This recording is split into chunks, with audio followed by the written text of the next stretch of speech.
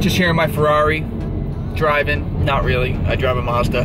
But as I was driving, it reminded me of the new Furious 8 movie that's coming out.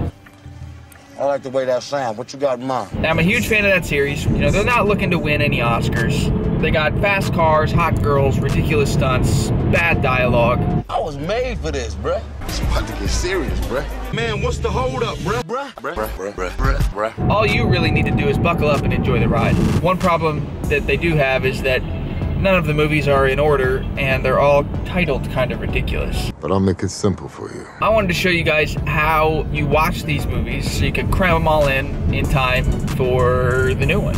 Now that I think about it, there should be a recap at the beginning of each of these movies, like previously on The Fast and the Furious. That'd be kind of cool, actually. I'll try and keep the spoilers to a minimum, but no promises. So let's get it going. Let's go for a little ride. All right, fire 'em up! Number 1, The Fast and the Furious. Came out way back in 2001. The one that started it all.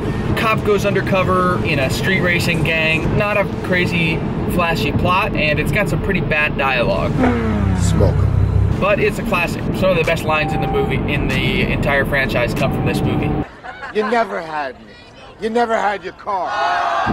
Or I'll have the tuna. No crust? No crust. Or probably the most well-known one. I live my life a quarter mile at a time. For those 10 seconds or less, I'm free. Right after the first movie comes a 6-minute short called The Turbocharged Prelude, explaining the end of the first movie to where Paul Walker is in Miami in the second movie. This one is a bit of a disappointment. Not great at all, but technically it's still part of the series. Then we go into the second movie called Too Fast, Too Furious. When I was a kid, this was the first one out of all of them that I saw. This is 2003, so I was about 12. It's definitely one of the weaker movies, but it introduces two characters, Ludacris and Tyrese, who are some of the funniest ones in the whole franchise. Definitely quotable one. It's also the one actually with the most street racing. One warning for Vin Diesel fans is that he doesn't appear in this movie because of contract issues. So we're done with number 2. We'll skip the third movie called Tokyo Drift. After Too Fast, Too Furious comes another short film called Los Bandoleros. This is a 20-minute short film that's written, directed by, and starring Vin Diesel, so you can guess how that goes. Absolutely nothing happens. It's a little bit boring. It's a lot boring. They introduce 2 minor characters who appear in the beginning of the 4th film. So again, this is just technically part of the series. After Los Bandoleros, we go to the 4th movie called Fast and Furious. Not The Fast and the Furious, just Fast and Furious. So this is another misfire a little bit on the title, but that's kind of the point of the series. It's like, you know, we don't care what they're called, we're just gonna go see them anyways. The gang's getting back together. Paul Walker is in the FBI now. Everybody's helping him catch a cartel leader.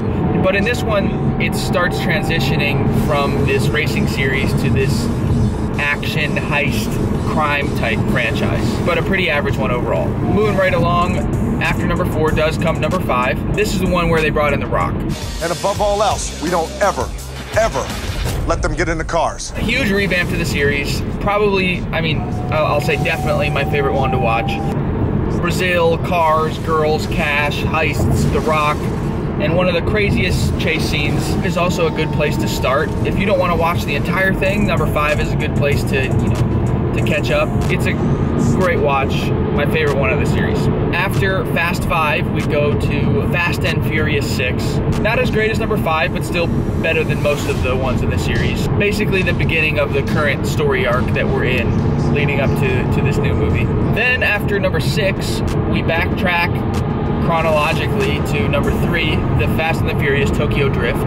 Definitely watchable, but not a great movie. And what you talking about, homeboy? We know what we seen. None of the original characters are in this one, and after some test screenings were going pretty bad, they convinced Vin Diesel to do a cameo towards the end in exchange for him getting the rights to the Chronicles of Riddick. So he does technically appear in this one, but he's not a main character at all. One redeeming piece of this movie is that they opted not to do CGI for the drifting. It's real drifting and real driving in this movie. They brought in professional drift car drivers and rally drivers. These guys went through like 4,000 tires or something like that filming the movie. After 3, then we go to number 7.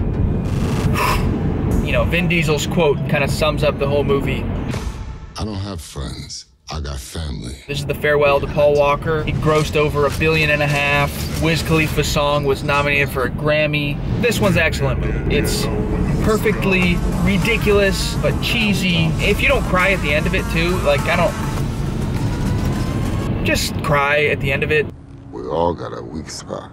Anyway, it goes 1, Turbocharged Prelude, 2, Los Bandoleros, 4, 5, 6, 3, 7. I'm super excited for the new one, Fate of the Furious. I bought tickets way in advance, so cram all these movies in before that one comes out so that you're properly educated on the series. Drive 100 miles an hour to the theater, buy a whole bunch of popcorn. I know it's expensive, I know it's a lot of carbs. Plus, the doctor tell me I got a high metabolism. Just buy the popcorn, okay? This is the movies. Do it for Paul. Ride or die. Ride or die. This the only way we know to go. Squad